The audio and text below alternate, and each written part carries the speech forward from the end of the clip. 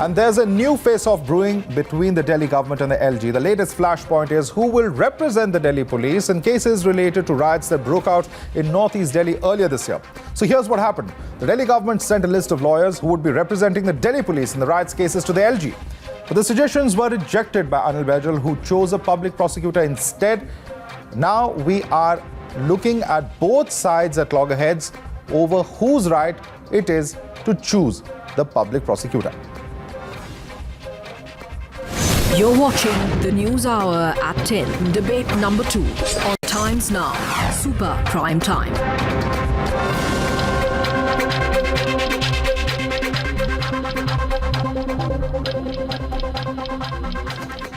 All right, I'm going to start with our guests who are joining us live. With us is Syed Zafar Islam. He continues to be with us from the first debate. Also with us is Sanjay Hegde, senior advocate. Jasmine Shah, spokesperson of AAP, is with us. But let me get to it first.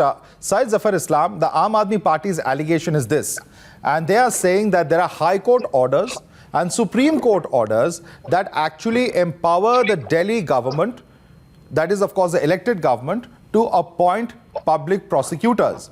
They are saying that now what the LG has done is that they have appointed somebody else, rejecting the names of the public prosecutor that the government has selected, which is in violation of those court orders. Your response to that, Syed Zafar Islam? Well, that clarification has already been given by the LG office. Also, it is very much clear that he has the authority under Section 239, and he has just used that authority under section what has been given to LG under Section 239, and accordingly he has recommended the name. There is no harm because LG is ultimately is authority, and he enjoys those powers to accept or reject something which has been given to him, and also under the Constitution, and he is holding a constitutional position, and under the Constitution he has been given the power. He is just exercising the power. Okay. There is the question of not... Okay, let's get a response from AAP on that. Jasmine Shah is with us. Of course, rests with him. Let me put that question across to Jasmine Shah is with us. Jasmine Shah, Syed Zafar Islam would have us believe that it is all as per the law, that the Section 239 that has been invoked as per the MHA order, and it is that which has given the power to the LG to actually come up with such an order. Your response to that? Madhav, nothing could be farther from the truth, because there are two blatant violations that this particular decision of LG has exposed. Number one, the public prosecutor office is an independent office under our constitution and the various law. The criminal procedure CRPC code very clearly spells out that the public prosecutor is not to be appointed by the police. It is a statutory office independent of the police. It represents the state, and only the state government has the authority of appointing the public prosecutor. By this decision of the LG, you are completely compromising the law and the constitution and the separation of powers that has been envisioned. Number two, he talked about invoking Section 239 AA4 of the Constitution.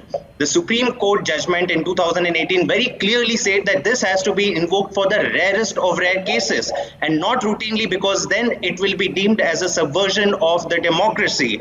See, the public prosecutors are appointed in a very routine manner several times in a year by any state government.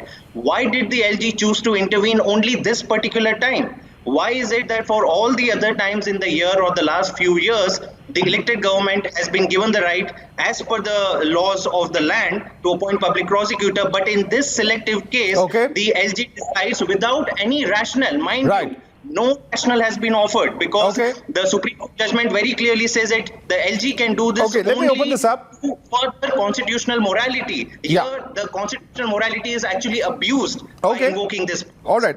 Jasmine, I'm going to come right back to you. J. Sai Deepak also joins the panel. Also, of course, we have Sanjay Hegde with us. J. Sai Deepak would like to respond to the point that Jasmine has raised, that A, he says there is separation of powers that is envisaged. B, he says that this is a section that is only to be used in rarest of rare cases. Do all of this really qualify for that? No reasons also given by the LG is another observation that he has made. Your response to that, J. Sai Deepak? See, from my reading of the provision, which is Article 239, as well as the Supreme Court's interpretation in the verdict of the Constitution Bench of 2018, this much is clear that at least as far as public order, land and police, the Lieutenant Governor certainly has the power to take decisions, and the court has come to the conclusion in that particular judgment that these issues are specifically outside the scope of the legislative power as well as executive power as far as the government of NCT is concerned. Most importantly, I hope it's nobody's case that the issue with respect to the riots in Northeast Delhi, which took place in February, does not qualify as the rarest of rare instances, warranting the invocation of the powers of the Lieutenant Governor. And what is in fact surprising is that from what I understand based on news reports, that the Delhi police as well as the LG are ad idem with respect to the choice of the public prosecutor. It's the government of Delhi which seems to be at loggerheads with both these establishments, so to speak. So while the legality of the decision taken by the LG, which is under 239 AA4, when he disagrees with the decision of the government of NCT, he has sent his recommendation to the president. I think he is well within his rights to do so. Okay. Now, ultimately, it's a question of what the president says, and then I think the president's recommendation is binding on the LG. All right. So I don't see what is it that the LG has done except for sending a recommendation which is validly envisaged as part of a constitutional provision, Sanjay Hegde, and which falls within the judgment of the Supreme Court. Sanjay Hegde, it's a valid order or a valid execution of the powers that have been granted to the LG. That's what Sai Deepak and Sai Zafar Islam says. Do you agree with them? Well, the Supreme Court is very clear that there are only three heads which are there with the LG. That is police, public order, and land. Obviously, this is not land. Police and public order are there as long as it's a matter of investigation. After the investigation, once the matter goes into the court, the handling of court matters has obviously been the government of the National Capital Territory. And that if you go to the Delhi High Court, for instance, it is the government of the National Capital of Delhi which appoints the lawyers there. I don't see what is so particularly great about this, that the Lieutenant Governor again wants to be a Governor General the pre-2018 days, and says that no, you will have only this choice of lawyer and no other. Of course, when he has the power to make a reference to the president, right. But the Supreme Court has said that it is to be only in the rarest of cases. This is not one of those cases because the Supreme Court ruling is very clear. The Supreme Court 5-judge bench had to be followed up by a 3-judge bench. That matter is still Okay. It is in this grey area that the Lieutenant Governor is trying things in his favor. Okay.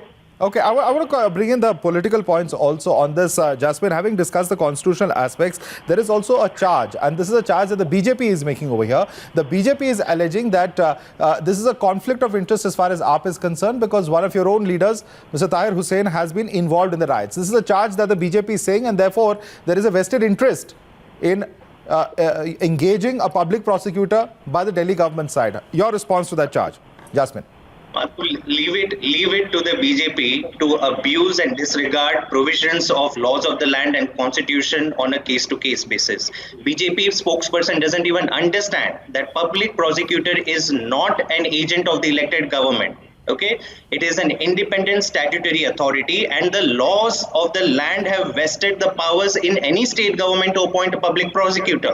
The question has to be asked as to why is there a departure from the norm in this specific case when the action of Delhi police has been brought into question, whether they acted promptly, whether they actually collected all the evidence or not. So it is not the AAP government that has to be questioned. It is the understanding of the BJP and the regard for constitution that needs to be questioned today. All right. A very important point over there. Respond to that, Sai Zafar Islam, because he's saying there are questions that are raised about the Delhi police itself and its investigation in this entire matter. And therefore, it is very important that there be a private or that there be a public prosecutor who's independent of the government, of the Delhi police. Independent is what we need. Well, Madhav, we don't want Sai Zafar Islam. an agent.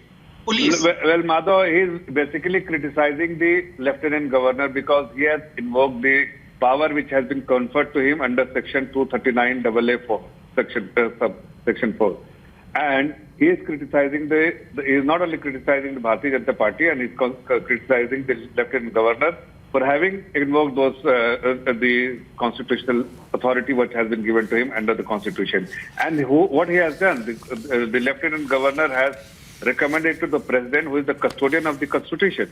And still, they had audacity to criticize something which is valid, and those powers rest with the governor. Secondly, I understand these people have no argument, then they will only make this kind of a statement. Having said that, we all know that they are trying to save one of his colleagues who is involved in the riot, and his hands are known to everyone that how he was instrumental in spreading the riot in Northeast Delhi. So while you are trying to save your colleague, but you should not criticize the Lieutenant Governor. Okay. Lieutenant Governor is only doing his job. Okay, respond to that, Jasmine. Based on the authority he has been given. I want Jasmine to respond to that, Judge. All right, you made a point, sir. Let him respond. Let him respond. You made a point. Let him respond, please. Jasmine. If there was a real reason that the LG had invoked these powers, he was required by the Supreme Court judgment to very clearly put out the rationale. And there are only two instances where this power can be invoked.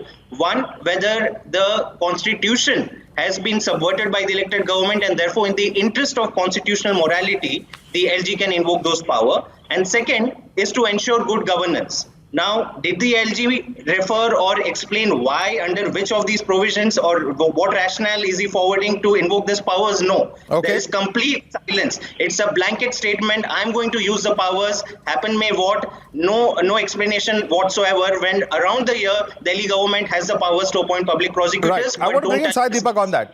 Sai Deepak, there has to be a reason cited. There is no reason cited. And also remember the fact that the Supreme Court had very clearly said that the LG is bound by the advice of the elected government. Nowhere in either the Supreme Court or the High Court orders have the power to appoint prosecutors been, taken out of the Delhi government's hand and given to the central government or the LG. So I think it's important to understand the spirit of this arrangement under Article 239AA, which is exactly what the judgment of the Supreme Court captures, I think, in fairly good detail. And the court comes to the very clear conclusion that Article 239AA effectively provides for a working relationship between protecting the preserve of the union government as well as the sole preserve of the state government. And it comes to the very clear conclusion that three aspects, which is public order, police and land, are aspects which have been delegated exclusively as the executive functions of the Lieutenant Governor by the President. Now, this effectively means that issues which have effectively been taken away from the jurisdiction of the state government, so to speak, according to me, in my limited opinion, the Lieutenant Governor is not answerable with respect to those decisions as far as the state government is concerned. He has exercised his discretion and he has come to the conclusion that the riots were serious enough for him to interfere, to specifically ensure that the process has a semblance of integrity, and an interested party does not take a decision, so to speak, which has a bearing on the investigation of the matter as well as the handling of the trial subsequently. Right. Therefore, I don't see what is it that the Lieutenant Governor was supposed to do. I want Sanjay Hegde to comment on this. Was he expected to place before the state government those options in which the state government itself has... Sanjay Hegde, is that a fair reading of the situation? Is that a fair reading of the situation? At the LG side of Delhi High Court, if you don't mind, may I just make one final point and I will not interfere. Yeah, one at a time, gentlemen, one at a time, please. One at a time. I'll come back to you, Sai Deepak. I'm going to let Sanjay Hegde respond to you, and then I'll go across to Jasmine and others as well. Sanjay Hegde. Today itself, the Delhi High Court made an observation that the investigation in this case appeared to be one-sided after going through the case diary. Now, it is obvious that there seems to be some method that the police want to exercise power on the prosecutors in this case. That is not how the law operates. The police's duty ends when they file a charge sheet. They have no control over the judicial proceedings thereafter. That's very interesting that you say that, Sanjay Hegde, because one of the arguments that was given by the police, and you can respond to this, is that the police themselves says that as per the principle of natural justice, we should be representing ourselves in the court. They've actually said this. There's a statement of the Delhi police, at least sources of the Delhi police, who have actually communicated that to Times Now. Allow me to respond to this, please. I think there's a very specific point to be made in response to what Mr. Hegde said. No, the Delhi police would be better informed if they read the law carefully and correctly. The police role is over once they file the charge sheet. Thereafter, it is the judicial system run by the state which takes over. In this case, the judicial system at a preliminary stage itself has expressed a certain doubt over the investigation conducted by the Delhi police so far. Right now, the way the investigation has gone on, people who have instigated violence, who said "Goli maro salon ko," at moment do not seem to be added as accused anywhere. Okay. Respond to that. Respond to that, Sai Deepak. Because the role of the police ends when the charge sheet is filed. There is no other role for the police, at least as far as the court proceedings are concerned. Right. So with all due respect to Mr. Hegde's point of view, here's my simple response to it. One, please consider that there are three subjects: public order, police and land. Please remove police and land from this entire equation. And please ask yourself, what is the scope of the subject called public order? And is it our position that public order and police are necessarily synonymous? In which case, why do we have three different subjects? Public order is broad enough to address the question of even the handling of matters subsequently. And I disagree with Mr. Hegde to the extent of his point. Please let me finish my point. Please, I did not interrupt. Please let me submit. I did not okay, quickly make your point, sir. Quickly. The point I'm trying to make is, it is wrong on Mr. Hegde's part to submit that the judiciary is part of the state government subsequently. Okay. The judiciary is equally independent. Okay, I want Jasmine to respond to that. Please. I want Jasmine to respond to that. And Jasmine, there's also a charge coming in from the BJP because they are coming out and saying that look what happened in the Kanhaiya case. The Delhi government sat on the prosecution sanction for over a year and a half. And we saw that unnecessary delay as far as the process is concerned. How can we trust the prosecution in the hands of the Delhi government? That's a charge coming from the BJP.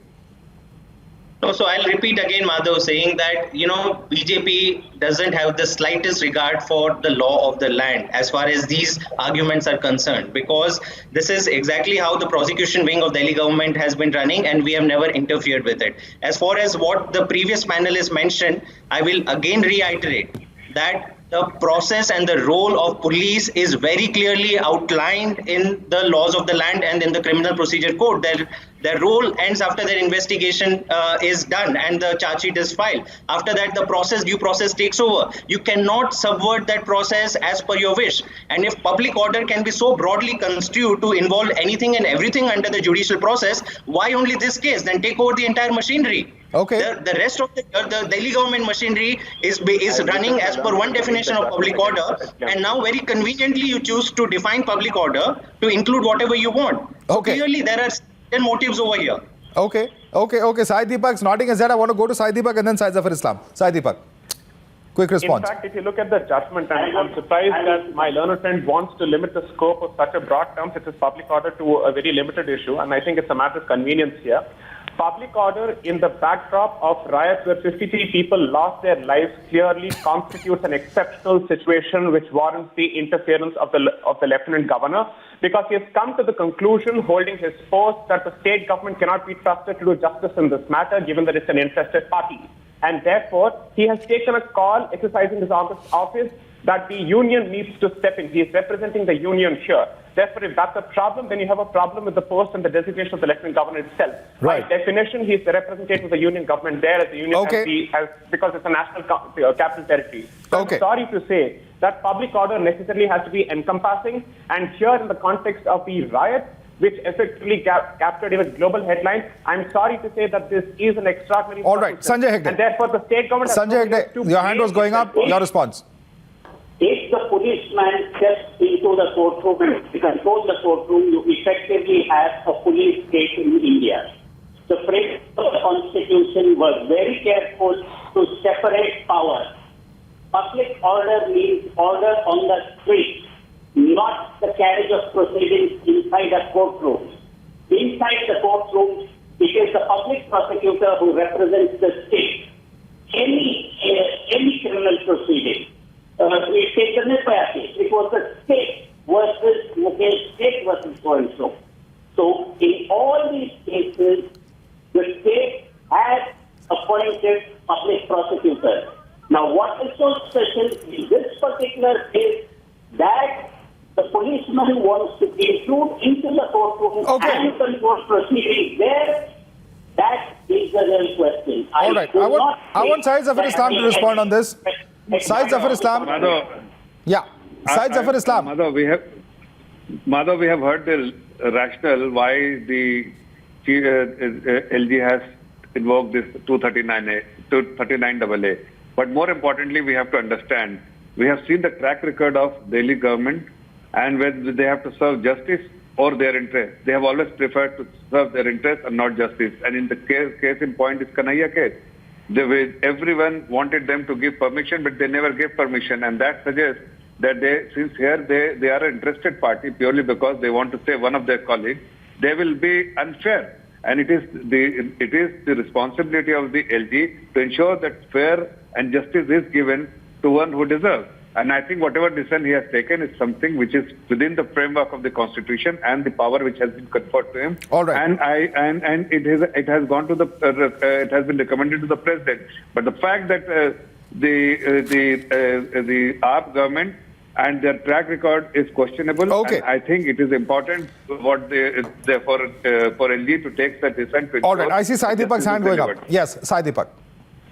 We have to remember that ultimately the LG does not have the ability to take a final decision on its own. This is only a recommendation that has gone to the president. Therefore, if you raise questions with respect to the process, according to me, we are questioning the integrity of the president's decision with respect to this issue. At the very least, we must trust the judgment of the president on this particular issue, because there's nothing to actually point to the fact that the president is bound to agree with the lieutenant governor. All right. So I'm sorry to say that the check and balance that is inbuilt in this particular process, we are questioning that very safeguard in this particular case, and the safeguard happens to be the office of the President of India. That is something that we must bear in mind. All right.